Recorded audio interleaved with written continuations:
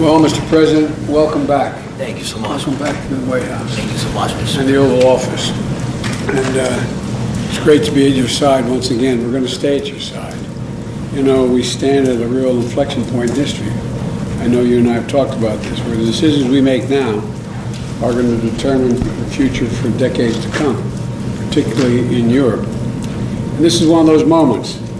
Congress needs to pass a supplemental funding for Ukraine before they break the holiday recess, before they give Putin the greatest Christmas gift they could possibly give him. And so because we've seen what happens when dictators don't pay the price for the damage and the death and the destruction they cause, and they keep going when no price is paid. The threats to America, to Europe, and the world will only keep rising if we don't act. And I intend that we act. The American people, Democrats and Republicans alike, I think, understand this, and they understand the very real fight that's going on right now. In the winter, this winter, Putin plans once again to bombard Ukraine's electric grid, intends to, with rockets, plunging families into darkness in the coldest part of the year, and doing great damage. We can't and won't let him succeed. We mustn't let him succeed in that. Mr. President, I've called on Congress to do the right thing, to stand with Ukraine and to stand up for freedom. And I want to thank you for being here. You're going to help the cause, and I don't want you giving up hope. Thank you so much, Mr. President. Dear journalists, I'm really glad to be here at the White House today and share some very important messages. Thank you for the invitation, and I'd like to thank American, our partners, for the support. And today, the special day, really special day for Ukrainian people. It's a day of our land forces. Almost 600,000 incredibly brave Ukrainian sons and daughters are on the battlefield, and they were powerful. This is their day, and really they prove every day that Ukraine can win. And our forces are advancing, and we have successfully defeated Russia in the Black Sea, and Russia is hiding the remnants of its naval fleet in remote base. And meanwhile, Ukraine has set up an export corridor in the Black Sea that's really boosting our economy and global food security. Yesterday I met with the IMF and World Bank, and they're impressed with the Ukraine's economic growth, almost 5%, and that's significant. Ukraine is gradually becoming less dependent on aid, and we are moving into the right direction, and I want to discuss with the President how to strengthen it, especially enhancing our air defense and ability to destroy Russia's logistics. Our goals for 24 are clear: take away Russia's superiority and disrupt their offensive operations. And I think it's real. And also some other important things. I met with the heads of American defense companies yesterday. Thank you very much, Mr. President. Really powerful companies. I thank them, and thanks all the workers, engineers, managers who build the strengths of American weapons, helping Ukraine boost the development of arsenals of democracy. President Biden agreed, and we spoke about it in September, to joint weapon co-production. It's very important for us, and we'll discuss how to speed up this. And we also need to work faster with the frozen Russian assets, over 300 billion frozen assets from terrorists, and we should use it to protect against Russian terror. And I want to talk about some details regarding our reforms and EU integration. Ukraine continues to reform its institutions even during the war. It's very important for us, and we are successful. I think that's very important, and people need to be confident that freedom is secure and strong enough to win. Thank you very much, Mr. President. Thank you. For the press. Whoa, hush up a second, okay? I got one more thing to say. I've just signed another $200 million drawdown from the Department of Defense for Ukraine, and that'll be coming quickly. Thank you. Thank you very much. Have a seat.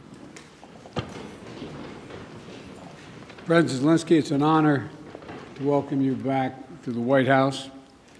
When President Putin launched his brutal total invasion of Ukraine in February of 2022, and Russian tanks rolled over the border toward Kyiv, there were those who thought Ukraine wouldn't survive for a month. So no one should forget that for you to be here today, again today, nearly 2 years later, and for Ukraine to stand strong and free is an enormous victory already. Putin has failed in his effort to subjugate Ukraine. The brave people of Ukraine have defied Putin's will at every turn, backed by the strong and unwavering support of the United States and our allies and partners in more than 50 nations in Europe and the Indo-Pacific. And Ukraine will emerge from this war proud, free, and firmly rooted in the West unless we walk away. The American people can be and should be incredibly proud of the part they played in supporting Ukraine's success. We'll continue to supply Ukraine with critical weapons and equipment as long as we can, including $200 million I just approved today in a critical needed equipment, additional air defense interceptors, artillery, and ammunition. But without supplemental funding, we're rapidly coming to an end of our ability to help Ukraine respond to the urgent operational demands that it has. Putin is banking on the United States failing to deliver for Ukraine. We must prove him wrong. The United States and Congress must, as I asked last week, it's stunning that we've gotten to this point. You know, we need to fully appreciate how it's wrong, how this is being viewed around the world and being used by Russia. Russian loyalists in Moscow celebrated when Republicans voted to block Ukraine aid last week. The host of a Kremlin-run show literally said, and I quote, "Well done, Republicans. That's good for us," end of quote. Let me say that again. This host of a Kremlin-run show said, "Well done, Republicans. That's good for us." That's a Russian speaking. If you're being celebrated by Russian propagandists, it might be time to rethink what you're doing. History will judge harshly those who turn their back on freedom's cause. Today, Ukraine's freedom is on the line, but if we don't stop Putin, it'll endanger the freedom of everyone almost everywhere. Putin will keep going, and would-be aggressors everywhere will be emboldened to try to take what they can by force. Mr. President, I'll not walk away from Ukraine, and neither will the American people. A clear bipartisan majority of people across the United States and in Congress support your country. They understand, as I do, that Ukraine's success and its ability to deter aggression in the future are vital to security for the world at large. And I have repeatedly made clear from our first day in office, we also need Ukraine to make changes to fix the broken immigration system here. We also need Congress to make the changes to fix the broken immigration system here at home. My team is working with Senate Democrats and Republicans to try to find a bipartisan compromise, both in terms of changes in policy and provide the resources we need to secure the border. Compromise is how democracy works, and I'm ready and offered compromise already. Holding Ukraine funding hostage in the attempt to force through an extreme Republican partisan agenda on the border is not how it works. We need real solutions. I also asked Congress for funding for Israel to take on Hamas and confront multiple other threats backed by Iran in the wake of the October 7th assault. National Security Advisor Sullivan will travel to the region this week and meet with the Israeli War Cabinet, as I have met with, to emphasize our commitment to Israel, as well as the need to protect civilian life and ensure more humanitarian assistance flows and reaches into Gaza for Palestinian civilians. Secretary Austin will also travel to the region this week to step up the international efforts to protect the free flow of commerce through the Red Sea. The entire world is watching what we do, so let's show them who we are. America stands for freedom today, tomorrow, and always. America stands against tyranny and against oppression. And America stands with the people of Ukraine. Thank you again for being here today, Mr. President, and thank you for everything Ukraine is doing to hold the line for liberty in the world. The floor is yours, Mr. President.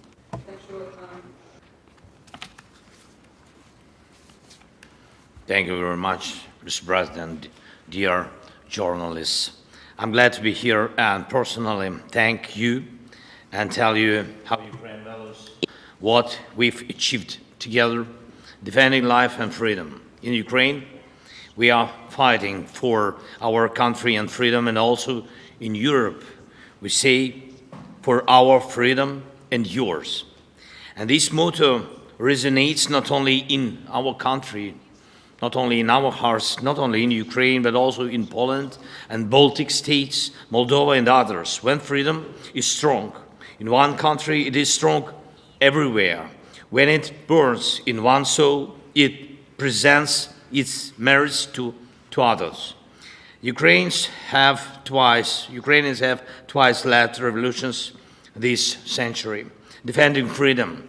For nearly 2 years, we have been in a full-scale war, the biggest since World War II, fighting for freedom. We stand firm, no matter what Putin tries. He hasn't won any victories. Thanks to Ukraine's success in defense, other European nations are safe from the Russian aggression, unlike in the past. Ukraine can now tackle the Russian dictatorship, so our children and other nations won't have to shed their blood and sacrifice lives defending against Russian aggression. We've already made significant progress. We've shown that our courage and partnership are stronger than any Russian hostility. And we've freed 50% of the territories Russia occupied after February 24th. And we won the Black Sea and are reviving our economy thanks to maritime exports. Ukraine's 5% economic growth this year proves our effective partnership. And we've shown no Russian missiles can overthrow the powerful American Patriot systems. Thank you very much. And even during war, we are reforming our country and strengthening our institutions. Today, President Biden and I discussed how to increase our strength for next year. First, air defense and destroying Russian logistics on Ukraine's land. Mr. President, thank you very much for your supporting us. And in these areas, like our victory in the Black Sea, we aim to win the air battle, crushing Russian air dominance. This will intensify our ground advantages in 2024 with our control of the skies. Who controls the skies controls the war's duration. And today I would like to thank, of course, for yet another significant defense package with our defenders value very much. Second, yesterday I met with American defense company leaders. They advised us on how to make our defense industries work faster and more effectively. Thank you, President Biden, for this important initiative. We started with you. Together, Ukraine and America can strengthen democracy's arsenal. And this is vital for other free nations and the US, as it involves your companies, technologies, and technology advancement and job creation. And it is important to know that 2/3 of American support for Ukraine remains and works in the United States. Third, I informed Mr. President that Ukraine has fulfilled all the recommendations of the European Commission regarding the preparation for a decision to start negotiations on Ukraine's accession to the EU. And we constantly communicate with European leaders about our joint steps, sanctions, and political efforts to pressure Russia. American leadership is crucial, is keeping this unity together, a unity that serves the entire free world. And I thank America for new sanctions. And today we discussed Putin's further isolation and making him pay for his aggression. It's very important that by the end of this year, we can send very strong signal of our unity to the aggressor and the unity of Ukraine, America, Europe, the entire free world. Everything we talked about today will help us in the year 2024. Today's discussions in the White House and in Congress across both parties and both chambers with the Speaker were very productive, and I thank you for the bipartisan support. As we approach Christmas, on behalf of all our Ukrainian families separated by war and all sons and daughters on the front, Ukraine's greatest wish is to near this war's victorious end. No one but Putin wants a prolonged war. We dream of a Christmas in the peacetime, of course, and we are working to turn our battlefield success into peace. And we are heading there together with you, and thanks, of course, to your support. Thank you very much, Mr. President. Thank you, America. Slava Ukraini. Thank you. Look, we're going to alternate asking questions. We're going to ask a total of, each ask 2 questions, and I will ask the first question. I will recognize the first question asker. I'll ask a question, Joel, too. But Danny Kemp. Thank you, Mr. President. For President Biden, Ukraine's counteroffensive has stalled in recent months. Congress is blocking aid, and Vladimir Putin appears ready to just wait things out. So what is the strategy for the US and Ukraine next year to try and turn this around? And if that fails, at what point do you say to Ukraine, as a friend, that it is perhaps time to start looking at peace talks? And for President Zelenskiy, welcome back to Washington. Can I ask you, did you hear what you wanted to hear from Congress and from President Biden?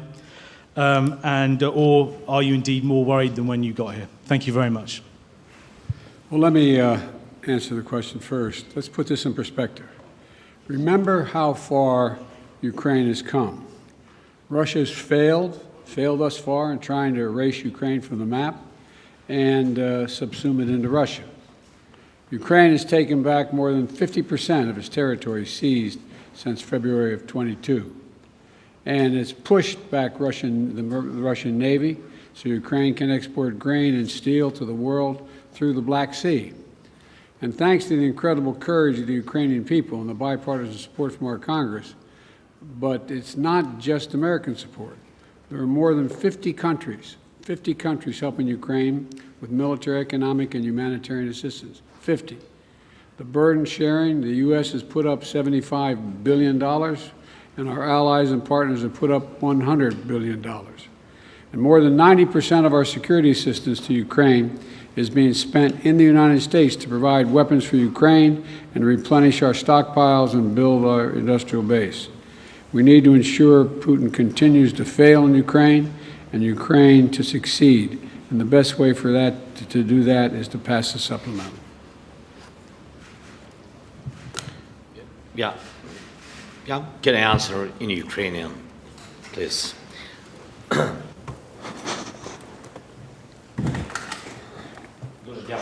Thank you. First of all, I would like to add to the words of Mr. President Biden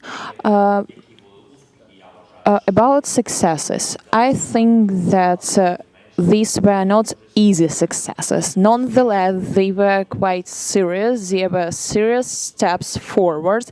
Indeed, we gained victory on the sea. We destroyed ships of the Russian Federation. We threw the remnants of their fleet to Russian territorial waters. Yeah, they have something in the Black Sea, in the vicinity of our temporarily occupied Crimea, but we are going to proceed this activity. Our guys destroyed 20,000 of Wagner mercenaries. These are serious terrorists who were massing everywhere on African continent, in Syria, in Ukraine. There were a lot of mass, and nucleus of this terroristic organization is not existing anymore. Yes, we had a lot of problems, but nonetheless we were able to do this. Moreover, Russia were not able to seize any part of our territory, any village, any town. I'm not talking about large cities. And we are going to proceed with this. It is good without saying that we have objective, we have clear plan, but if you allow me, I am not able to tell you on public on the details of 2024 operations. If I heard what I want, I've heard a lot. Surely I told what I wanted to. I feel and experience this support from President Biden administration, from senators, and we've been talking with the speaker. I got these signals. They were more than positive, but we know that we have to separate world and particular result. Therefore, we will count on particular result. Thank you. Your turn to ask a question. Sorry. Recognize someone. Телеканал Інтер, будь ласка. Inter, please. Thank you for taking my question. Dmitry, I'm not Ukrainian television news correspondent. Український кореспондент. Дуже багато республіканців сумніваються, що Україна може виграти цю війну. Україна повинна віддати певні території, щоб Such a step to cede the territories to stop fighting. And Mr. Biden, could you please clarify the policy of your administration, the strategy of your administration on Ukraine? Is it about helping the country to defend itself or to win the war? Because it's obviously such a difference. I will begin. Okay. So, first question to me. So, your question is, If we are ready to give up our territories?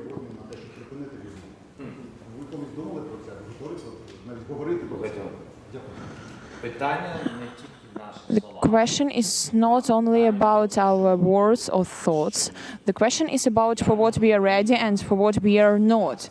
How Ukraine is able to give up its territories. That's insane, to be honest. We are mentioning God very often. That's not about Christianity. We have our people there, we have our families there, we have children there. That's a part of Ukrainian society, and we are talking about human beings. They are being under tortures, they are being raped, and they are being killed. And those voices which offers to give up our territories, they offers as well to give up our people. That's not a matter of territory, that's a matter of lives, of families, of children, of their histories. I don't know whose idea it is, but I have a question to these people if they are ready to give up their children to terrorists. I think no. We want to see Ukraine win the war, and as I've said before, winning means Ukraine is a sovereign, independent nation, and that can afford to defend itself today and deter further aggression. That's our objective. Trevor, Reuters. Thank you, sir. First, a question for both of you. Given the Republican skepticism of the Ukraine effort, do you worry that a second term for President Trump would be the end of an independent Ukraine? That's for both of you. And then for you, President Biden, just an update, if you could, on the situation in Gaza, on the reports that Israel has begun flooding Hamas tunnels, and just the offensive in southern Gaza generally. How long do you think that operation should last? Thank you. First of all, with regard to political support for Ukraine, there is a strong bipartisan political support for Ukraine. Small number of Republicans who don't want to support Ukraine, but they don't speak for the majority, even the Republicans, in my view. We're in negotiations to get funding we need, not to promise, not making promises, but hopeful we can get there. I think we can. And you're right, the world's watching what we do. Would just send a horrible message to an aggressor and allies if we walked away at this time, and it would hurt our national security. You want me to answer the other question as well? With regard to, say it again? Sorry, so the question was just if you could talk a little bit about the Gaza operation, Israel flooding Hamas tunnels, and if you've had conversations with Bibi Netanyahu about how long that operation should last. Well, I have had conversations with Bibi Netanyahu, and I want to make sure that we don't forget what we're doing here. We have to support Israel because they're an independent nation that's being, I mean, the brutality, the inhumanity, the way in which Hamas treated the Israelis, and I mean, raping and burning and beheading. I mean, it's just beyond comparison, and to anything else that I've seen since I've been here, and I've been around for a long time.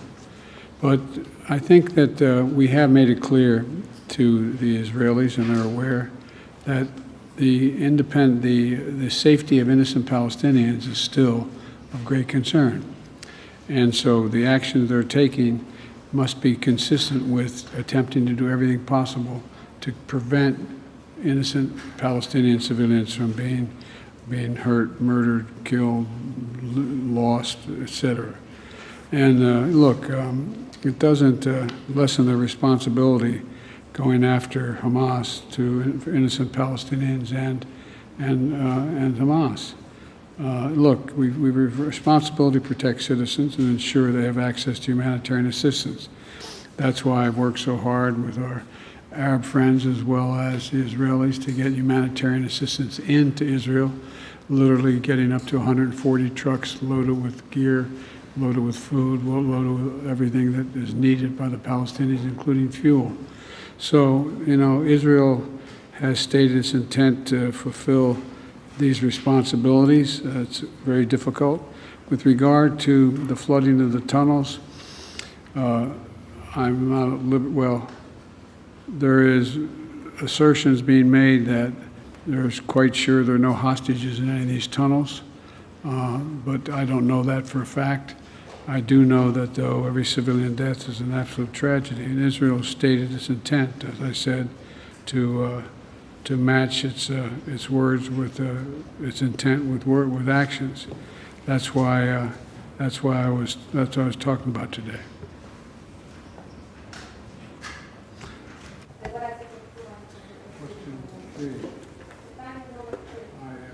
I just asked that. It's your My turn. turn. Your turn. Якщо So, addressing your question very quickly, I've been talking a lot with representatives of both parties. Both Democrats and Republicans proved full-pledged support. And we will see, but before this, we've always been trusting in support of our strategic partner, the United States, and we will consider that it will continue in this way, and Ukraine will not remain alone against such a critical terrorist as the Russian Federation.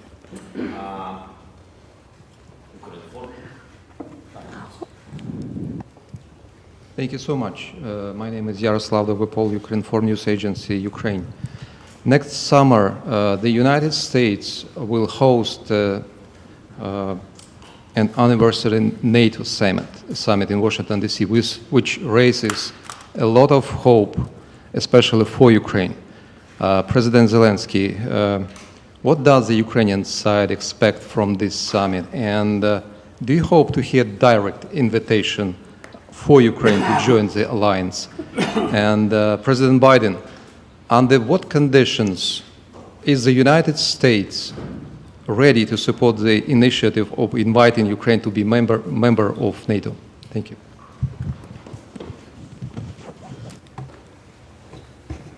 Thank you for your question. I will answer very quickly on this very complicated question. We are not allies till now. We are allies, but we are not members of NATO. So that's why I think I will pass this question to our big friend, President Biden. Well, look, I'm very proud that how strong and unified NATO has become. And now it's even larger. Putin wanted the federalization of NATO when I met with him in Geneva right after I was elected. And he's gotten the NATOization of Finland instead. And NATO will be in Ukraine's future, no question about that.